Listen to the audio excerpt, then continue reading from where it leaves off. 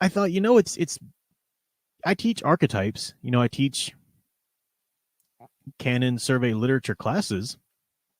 And it had been a while though since I had gone back and reread some of the staples from American lit, or not just American lit, but world lit in general. So I went back and I reread the Iliad, Homer's The Iliad. Reread this and the Odyssey, and I've got the Aeneid that I'm going to start here again. Just rereading these, and they are.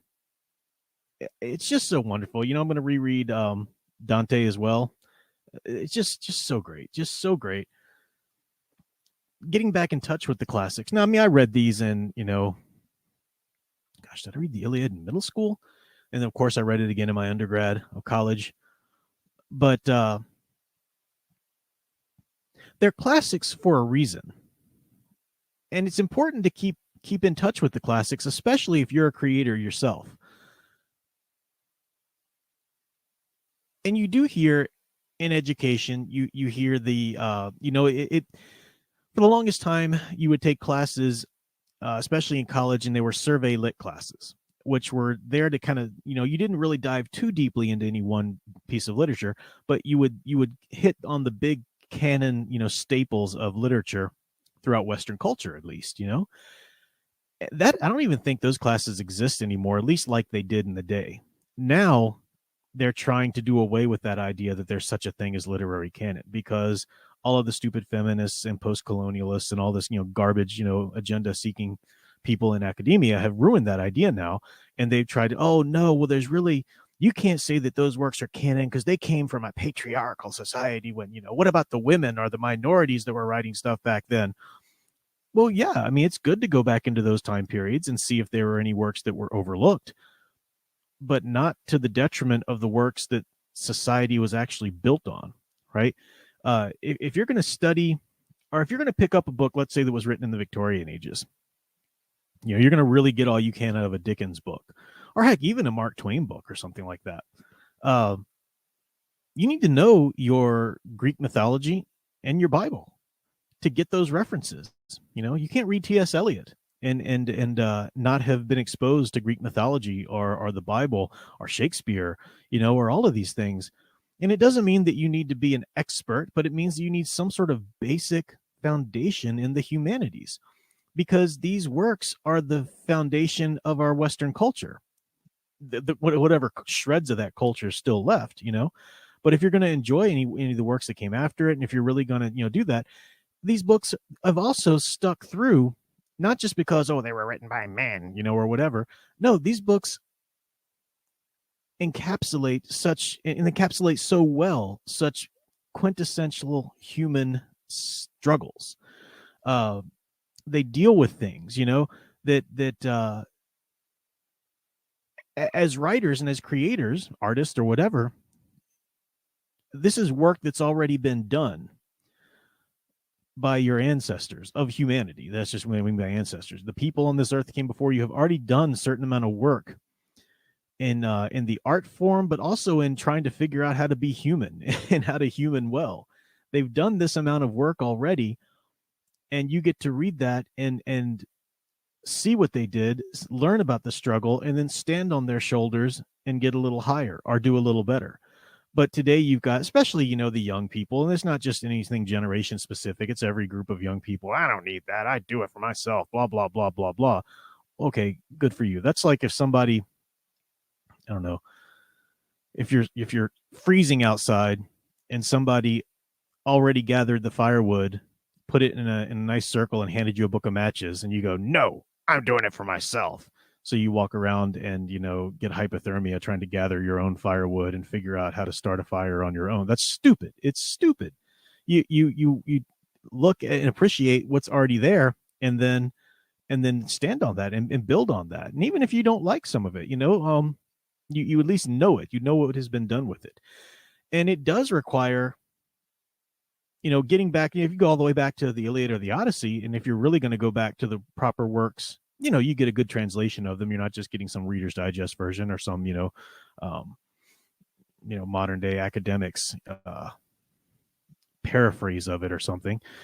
you get then you will have to know some history. Oh no, you might have to learn a little bit of history. You might have to go back and learn, some of the ways things were done in a culture that's not your own. That's part of it too. It expands your horizons, and the classics are something. I started with these, but like I said, there's a whole wealth of classics. I started going back to these, just rereading them to have them reread at some kind of fresh part in my mind. I mean, I've reread portions of them as I taught different aspects of them and whatnot throughout the years, but to really sit down and just recreationally read through them again has been great.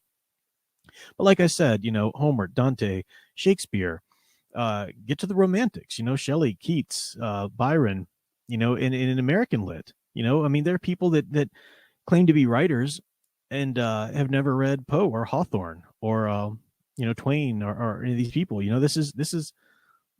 These are the classics. They're staples for a reason.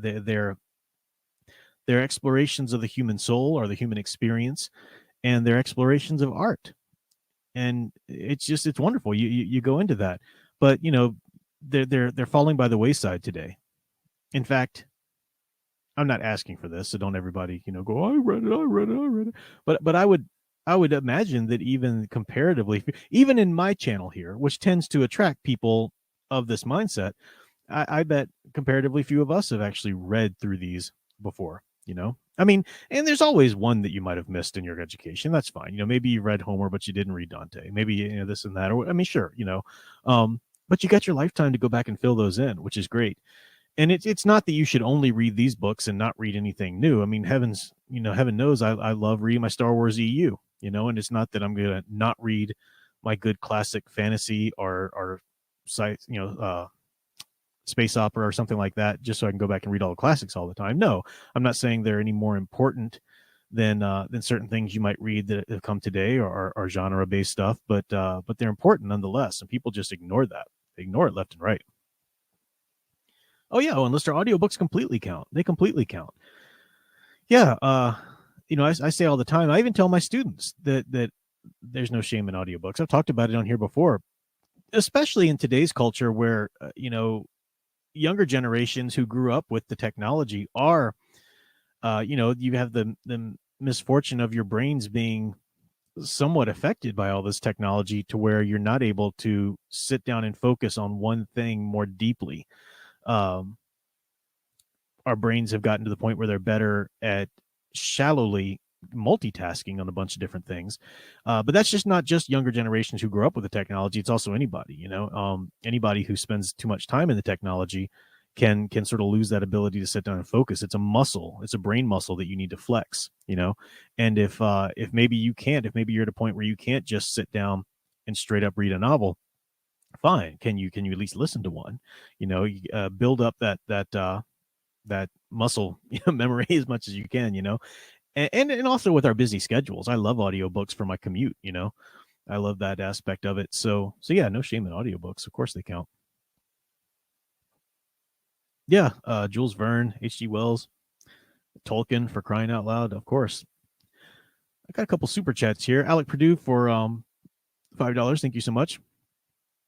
Jonathan Pajot said it best. He's great. Jonathan Pajot is great. Stories are more foundational than facts. Yeah, as I say, stories in my intro. Stories are the building blocks of our psyches, of our the foundations of our culture and so forth. Yeah, it's a good point. Eldridge fan said, want to tackle Spencer's Fairy Queen. Intimidated. Oh yeah, man. The Red Cross Knight and Una. I mentioned Hawthorne. Hawthorne actually named his daughter Una from Nick Spencer's Fairy Queen. Just a little piece of useless information for you there. Yeah, great classics, and they're important. And we were talking about the impetus today to change the classics. It is important that let's say you want to read the Iliad. Well, there are a lot of different translations, and some of them are more just sort of paraphrases or commentaries more than they are actual content. Especially if you have them written by modern ideologues or whatever. I mean, you're going to have a sermon they'll either cut out entirely where like Achilles, takes this woman as his prize, from this conquering, land or whatever. You'll either cut that out entirely or just have a whole sermon next to each instance of that happening. It's like, just give me the classic. Just let me read it. And it's there are translations, like I said, but then there are, the edits. It used to be back in the day that it was cool to get a critical edition, of a book. Now it's like, man, just avoid that, because that's just a bunch of academics trying to tell you, make sure you think the right things about the book. It's, and you can do a little research on whatever book you're looking at if it takes a translation, if it's something that was written in a foreign language. But older editions are often best for that. It's kind of like Blu-rays, how they the newer Blu-rays will come with a little tweak to this or that, or this part of the movie, whether it's for licensing or ideology purposes or whatever. Yeah, the older tends to be the better. Andre Hernandez says, do you think the reason why classics aren't accessible to people is because the language, like how everyone is a fan of Shakespeare language, isn't a fan of Shakespeare's language? That is sometimes a stumbling block for people. It's interesting. I grew up going to this little country church up the road that was like one of those King James Bible only churches. So that language was never a problem for me. I grew up reading the King James Bible, but it is an issue if you haven't read that, or if you haven't been exposed to that kind of thing. And it just takes practice. Like anything else, it takes practice.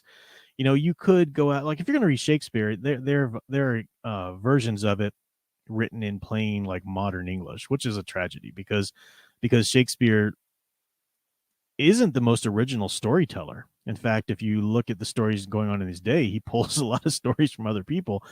Shakespeare's amazing genius is in the poetic language that he tells those stories in, the dramas are written in. And so maybe it takes a little while for you to understand that, or maybe you read Shakespeare too, or something like that is made to be, I mean, you can read it and it's good to sit down and read it, but it's really written to be performed. And if you see actors on stage performing it, then you kind of get the gist of what they're saying. And you start with that and you see that enough. And then you start to read it. And oh my gosh, you might have to read something more than once, or might have to do a little research on something to fully appreciate it. Imagine that it's some franchise that you love. I just think it's important. I don't think you need to like go dedicate 3 years to nothing else but understanding the full body of the classics. But I think it's important to, never go too long before you're digging into a classic and trying to understand it better, whether that's the first time that you read it or it's been a while. I think that's very important. So I don't know. I mean, and Shakespeare, you guys are talking about Shakespeare a lot. I mean, there's so many movies and versions of that it's, and if you understand the base, if you understand, like, let's say Shakespeare, for example, if you understand Taming of the Shrew and you really read that and appreciate that, well, then, yeah, it's fun to go watch, that 90s film, 10 Things I Hate About You. Remember, it was late 90s or early aughts when, I think it was late 90s, when they were making, like, teen movies out of all the plots of Shakespeare films. They did Othello. They did 10 Things I Hate About You. They did a bunch of them. But yeah, you can appreciate things like that pay homage or whatever if you understand the basis.